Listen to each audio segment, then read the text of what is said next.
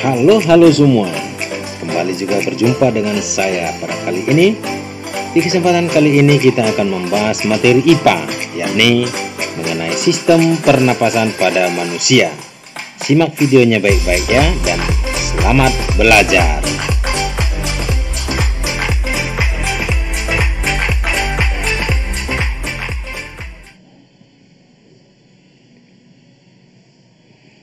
Mari kita perhatikan gambar berikut ini. Kira-kira ada yang tahu ini gambar apa? Ya, gampang sekali. Ini gambar pohon, ada ikan, kuda, burung, bunga, bahkan ada anak-anak manusia. Nah, namun yang saya maksudkan di sini, keseluruhannya ini adalah merupakan makhluk hidup. Makhluk hidup ada 3, yaitu manusia, hewan, dan tumbuhan. Bagaimana yang dikatakan makhluk hidup? Tentu dia memiliki ciri-ciri. Ciri-ciri makhluk hidup sendiri itu adalah: yang pertama, membutuhkan makan. Yang kedua, bertumbuh dan berkembang biak. Ketiga, pasti dia bergerak. Dan yang keempat adalah bernapas. Maka pada kesempatan kali ini kita akan membahas mengenai poin yang keempat, yaitu ciri-ciri makhluk hidup bernapas. Bernapas disebut juga dengan istilah respirasi. Nah, bernapas itu artinya menghirup oksigen atau udara yang bersih dari udara bebas masuk ke dalam tubuh, yang dikenal dengan istilah inspirasi, dan membuang karbon dioksida keluar dari tubuh, yang kita kenal dengan istilah ekspirasi. Ingat ya, inspirasi udara masuk, ekspirasi itu adalah udara keluar. Bisa dilihat pada gambar ini. Organ pernapasan manusia yang utama adalah paru-paru. Nah, ini adalah gambar paru-paru beserta anggota-anggota tubuh di dalamnya.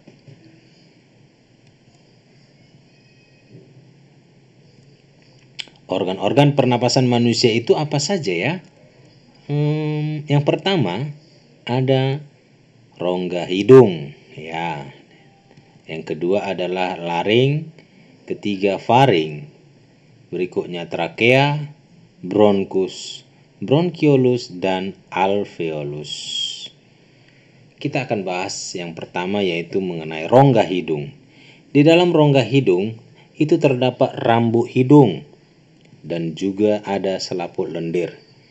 Tentunya ini punya fungsi, yakni untuk menyaring udara yang masuk ke dalam rongga hidung agar kotoran-kotoran tidak ikut masuk ke dalam saluran pernapasan kita. Dia akan tertahan oleh selaput lendir dan rambut-rambut hidung. Nah, yang kedua adalah laring. Laring merupakan pangkal tenggorokan. Seperti pada gambar bisa kita lihat. Pada laring ini terdapat pita suara. Nah, apa itu pita suara? Pita suara adalah yang menyebabkan manusia dapat mengeluarkan suara atau bunyi. Yang berikutnya adalah faring. Nah, faring merupakan persimpangan 3 saluran, yaitu antara saluran rongga hidung, yaitu rongga hidung, saluran rongga hidung, lihat tanda panah, saluran menuju saluran pencernaan, dan saluran menuju ke paru-paru. Ini dia. Saluran menuju pencernaan ini esofagus, dan saluran menuju paru-paru ini laring.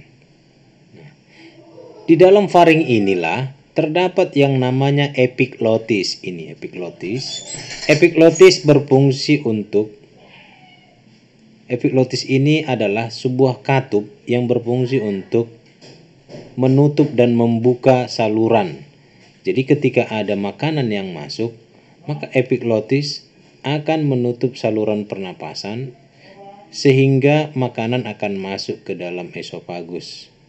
Sementara ketika kita bernapas, maka epiglotis akan menutup saluran esofagus sehingga udara akan masuk ke dalam laring. Berikutnya adalah trakea atau tenggorokan. Fungsinya adalah untuk menyediakan saluran pernapasan, mencegah benda asing masuk ke paru-paru, menjaga suhu udara yang masuk ke paru-paru. Berikut adalah bronkus. Bronkus berfungsi untuk menyaring udara pernapasan, melembabkan udara pernapasan, menghubungkan tenggorokan atau trakea dengan paru-paru. Yang berikutnya adalah bronkiolus. Bronkiolus ini berfungsi untuk menyalurkan udara dari bronkus ke alveolus, juga mengontrol jumlah udara yang didistribusikan atau disalurkan melalui paru-paru. Nah, yang terakhir adalah alveolus. Alveolus merupakan tempat pertukaran oksigen dan karbon dioksida. Dalam tubuh manusia ada hampir 300 juta alveolus. Ini merupakan gelembung-gelembung halus yang terdapat di dalam paru-paru. Paru-paru kita juga diselimuti oleh selaput yang tipis yang dinamakan pleura. Sistem pernapasan manusia ada dua, yakni pernapasan dada. Pernapasan dada terjadi ketika kita melakukan inspirasi, udara masuk, tulang rusuk terangkat karena kontraksi otot antar tulang rusuk. Kemudian ketika udara keluar, tulang rusuk turun karena otot antar tulang rusuk mengalami relaksasi. Nah, yang kedua adalah pernapasan perut. Pernapasan perut, ketika udara masuk, otot diafragma akan berkontraksi, maka diafragma akan mendatar, volume rongga dada membesar. Ketika udara keluar atau ekspirasi, otot diafragma itu terjadi relaksasi, otot perut yang berkontraksi. Diafragma melengkung dan rongga dada volumenya akan mengecil. Ada beberapa gangguan atau penyakit organ pernapasan pada manusia. Yang pertama adalah sinusitis. Penyakit ini terjadi akibat peradangan yang terjadi pada sebelah atas rongga hidung. Gejalanya hidung tersumbat, ingus berbau, berwarna kuning hijau, dan sakit di daerah sinus yang terserang. Lalu ada juga rinitis. Ini diakibatkan adanya radang pada rongga hidung. Bisa juga terjadi karena alergi terhadap benda tertentu. Lalu ada bronkitis. Terjadi karena ada radang selaput lendir pada trakea dan saluran bronkia. Gejalanya ini mengiringi yaitu demam, dada terasa nyeri, dan mengalami batuk. Nah, di sini boleh kita lihat bagaimana bentuk bronkus yang normal dengan bronkus yang sudah mengalami peradangan atau bronkitis. Nah, yang normal ini dia bersih. Ya, ini bisa kita lihat bersih, tidak ada lendir. Namun yang sudah bronkitis terdapat lendir-lendir. Atau bisa kita lihat di sini lebih jelas, ada lendir. Penyakit yang berikutnya adalah faringitis. Ini merupakan radang pada faring karena infeksi. Peradangan ini juga terjadi karena banyak merokok. Bisa ditandai dengan rasa sakit pada saat menelan dan rasa kering di kerongkongan. Lalu ada pleuritis, merupakan radang pada selaput pembungkus paru-paru. Pneumonia, penyakit yang disebabkan oleh bakteri Displococus pneumonia. Infeksi yang disebabkan oleh virus atau bakteri pada alveolus yang menyebabkan terjadinya radang paru-paru.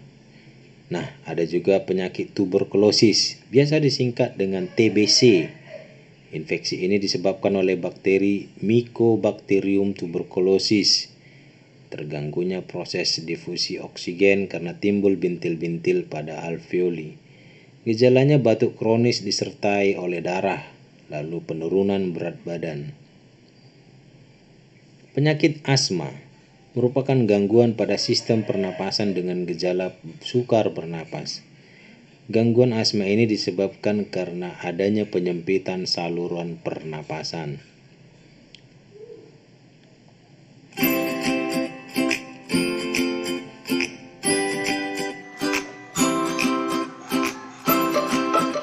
Baiklah, itulah yang boleh saya sampaikan pada saat ini. Semoga bermanfaat dan tetap semangat ya. Terima kasih.